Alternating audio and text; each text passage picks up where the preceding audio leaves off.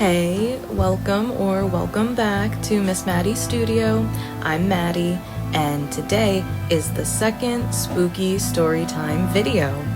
This week, I'll be painting an illustration of my demon boy here from the sketchbook tour that I did a couple weeks ago. And today, I'll be reading a chapter from my book, The Things That Haunt Me, called A Neighbor's Visit. Now, let's get the lights and start the ghost story. Almost all of my supernatural experiences were alone, which is probably true for most people. The most significant experience that was shared with my dear sister, Sadie. This event changed a lot of things for me, and Sadie and I still talk about this event to this day. When we were very young, we spent a lot of our evenings watching TV together in the living room. We sat on separate couches that had a side table in between the two. The one along the far wall had a coffee table in front of it, and that was the one Sadie liked to sit at the most. I didn't mind though, because in my opinion, the couch I was on had a better view of the TV. Maybe that was why she let me sit there though. She was always looking out for me. We were sitting on our couches, talking a little back and forth about whatever show we were watching, which I can't remember. Knowing us, it was probably an animal show like Animal Cops or Steve Irwin's Crocodile Hunter. Which that name always confused me because he certainly wasn't hunting them, but that might just be my autism. It was late at night, probably over a school break or summer break because it was much later than we were usually allowed to stay up. We were always in the living room like this, and so it felt just like any other night. I had no idea that the seemingly normal, every other day night would change so much of my life and how I viewed the world and death. The show was going as normal, and we were glued to the show as normal. A commercial break started, and that's when things started to go downhill. First, I heard a thud far off in another room. I could tell it was from one of the apartments below us, but I could not tell which one. At that time, we had Big John and his elderly mother in the smaller apartment, and a couple in their 40s or 50s with a son who was a year or two older than Sadie. I sat up, listening for more noise, so I could figure out what had happened. When you live in a house where you have to walk on eggshells, you get used to listening for cracking eggs. I heard muffled yells, but it was far too muffled for me to make out what was being said. I knew that it had to be coming from the apartment directly below us, though, because I could tell it was a woman in her 40s that was screaming. I looked to Sadie for comfort, to see if she was reacting or if I was overreacting. I could feel my heart race in my chest, and I couldn't shake the feeling that something horrible was happening. Even as a young child, I could always feel people's emotions around me easier than I could feel my own emotions. I could feel the fear and the sadness filling up the air, making me want to choke. I felt a gripping in my chest that I could not understand at the time. I felt frozen in fear, even though I was staring at Sadie and could see her close to me. It felt like she was miles and miles away. I remember a very shaky, quiet voice that barely even came out that said, "Sadie, what was that?" She didn't get to answer me before static from the TV made us both jump. It was only for a moment, a flash across the TV, but it was much louder than the TV volume. It almost sounded like a scream. Tears that had been forming in my eyes started to fall down my cheeks, and I started to feel shaky. I wanted to run to my room and grab Christmas tree and cry into her, but I couldn't move. My feet were planted to the floor, and my ass was planted on that couch, and nothing I did to try and prop myself to move would work. My hands were gripping the couch cushions so hard that my knuckles were white, and it was aching. I could hear the yelling from downstairs still, and now off in the distance I could hear sirens, and it sounded like they were coming our way. We didn't know what to do, and we sat there staring at each other, trying to figure out what the hell was going on.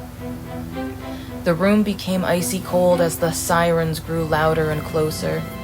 We lived in a small town, so I knew that if the sirens were heading to us, they would be at our house very soon. I was still shaking, and now the cold made goosebumps pop up all over my exposed skin on my arms, legs, and neck. My hair stood on end, and the tears that were running down my cheeks burned as they fell. My skin felt like ice, so the hot tears against that felt like lava running down my face. I shakily called out to Sadie again, but it barely came out. I could see the fear on her face too, and that scared me even more. Sadie rarely got scared. She was usually my rock of sanity in an ocean of chaos. In all of the crazy situations of my life, I knew that I should stay relatively calm unless she was freaking out. This time, she was just as scared as I was, but she was still trying to comfort me. "It's okay, Maddie, it's okay," she would say to me over and over, but she also couldn't make herself get up from where she sat. Her eyes darted around the room, trying to locate the danger. I watched her, depending on her to figure out somehow what was going on. I wished I could run over to her and hide behind her, or run to my bed and hide beneath the covers, but I couldn't pull myself off of the couch. I opened my mouth to ask her another question, but I was cut off by what I saw. I gasped and pulled my legs up onto the couch as fog started spilling around the floor. It was like someone had stuck a fog machine through the floor, and it was spouting out from the middle of the living room. It quickly billowed out and filled the floor like a horror film. The fog splashed up onto the couches and over the coffee table like water. It was cold and wet when it hit against my skin and made me shiver. I couldn't stop shaking after the fog hit me. I was scared, cold, and felt so alone, even though Sadie was sitting only a few feet away from me. The tears were still running down my cheeks now, but they felt frozen in place. Then a new set started to fall, and those tears burned against my cold skin. I saw the glisten of tears in Sadie's eyes too, but she never cried in front of me, even in the face of terror. This scared me even more once I realized that she was truly as scared as I was. A groaning sound started to come from the fog, a groaning and creaking like the floorboards were coming apart. I really was scared that our floor was about to burst open and a monster would come through to get us and drag us into hell. I pushed myself as far back on the couch as I possibly could, pressing into the back cushion until it almost engulfed me. It was all I could do to get myself away from the fog, the sound, the sirens that were practically on top of us now. That's when something did come through the fog in the floor. It was the top of a man's head, just enough to see a puff of gray hair that had a few streaks of black still in it. I gasped when I noticed it rising above the fog. I watched intently as the forehead, wrinkled and sweaty, came through the fog. I could tell that the face looked like they were in pain and scared. Their eyes came up next, a smoky blue that were glazed over and staring straight up at the ceiling. His eyes were darting across, desperately looking for something, or maybe desperately trying to figure out what was going on.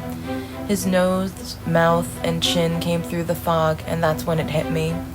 It was the downstairs neighbor, the man in his 40s or 50s. His face was twisted in pain and confusion, and his mouth was open in a silent scream. He was clutching his chest with both hands. He twisted a part of his shirt in his gripped hands. He started to come through the floor faster after his head came through. I saw that he was wearing a blue shabby t-shirt and the gray robe that he always wore. He was so close to me that I could see all the stubble on his face and a couple of cigarette burns that were on the robe. The man's body was fully through the fog now, wearing gray sweatpants and some black slippers barely hanging onto his feet.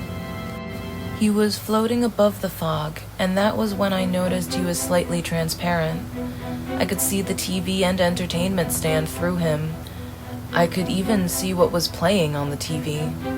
I watched with my mouth hanging open as he floated through the room and then up through the ceiling. The fog started to dissipate as his slippers slipped through the ceiling. The sirens were now deafening, and the blue and red lights were flashing across our living room. That snapped me out of my paralysis, and I ran to the window just in time to watch an ambulance pull into our driveway. Suddenly, Sadie was next to me, and we watched it pulled around to the back of the house. We looked at each other in complete shock, not sure how to process the crazy event we just witnessed. Sadie and I were so close, and both autistic and ADHD, and we spoke telepathically all the time. We just knew what the other was saying and thinking before we even said it. This might have been a learned talent through the acts of our childhood, but it was also a fun party trick when we were younger. It also came in handy at this moment when both of us were too scared and too stunned to actually speak. We exchanged a few looks and then heard our parents come out of the room. Running over to them, we tried to ask what was going on, but it was obvious to us that they had just woken up and had no idea what was going on. They went downstairs to see, but we were told to go to bed. We didn't listen. Instead, we went to the bathroom and tried to peek out the window, which was right above our downstairs neighbor's door. We watched as the EMTs ran in. They had pulled the ambulance right up to the house and left its doors open. A few minutes later, they were coming out with the man on the stretcher. All of the neighbors and my parents were now standing in the yard talking.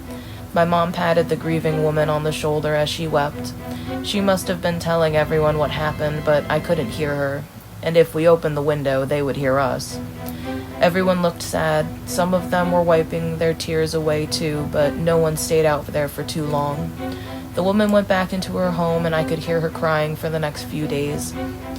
At that moment, hearing her cry, I just knew that the man was dead. I didn't know him really at all, just in passing and through my parents, but he seemed like a good guy. It turned out that he had a sudden heart attack while sitting on his couch, which was right underneath our living room.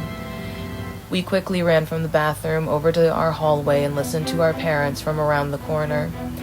That is when we heard about the heart attack and the location of his death. Even though we were supposed to go back to our rooms, we stayed in our hallway for a while and consoled each other. We finally were able to talk about it. We recounted the whole event, asking the other if that had really happened. We spoke about how clearly it was our downstairs neighbor. We talked about the fog, how cold it felt against our skin, and how it felt different than regular fog. Fog is wet and cool when you walk through it, but this was icy to the point that it felt painful. It stung my skin in the way a blizzard wind did, but without that feeling of it going straight to your bones. That feeling is almost exclusive to the blizzards and whatnot. Being Christian at the time, it skewed how I saw the event. It seemed obvious to me at the time that he was ascending up to heaven. What else could be going on? I felt so weird about that fact as a child, mostly because I was constantly threatened with the fiery pits of hell. I knew our downstairs neighbor was a decent man. I didn't know him all that well, but I knew that there were some unsavory things. I also had no idea what his religious orientation was, but just like that, he was going up to heaven. It made me worry about my own fate. I asked Sadie if she thought he was going to heaven, and she said yes. Then I asked her if I would go to heaven, and she told me of course I would, and how good of a person I was. She was always there trying to make me feel better. I went to sleep that night feeling uneasy. My mind was still spiraling with thoughts of what happened. I kept playing it over and over again in my head like watching a movie. I could still feel the icy fog hitting my skin. I focused on what his face looked like as it came up through the floor. I couldn't get over the way he looked, the pain, the fear, the confusion that was written all over his face. It stuck with me so much, I can still see it clearly to this day. I'm not a Christian anymore, so I do definitely view it a little differently from now, but it still sticks with me to this day. Okay, that was A Neighbor's Visit, a chapter from my book, The Things That Haunt Me. Next week's chapter is called Can I Pet That Dog? And if you know, you know. And thank you for watching today's video. I hope you enjoyed the video and the story. Please like, subscribe, and comment for the algorithm, and I'll see you next week. Bye!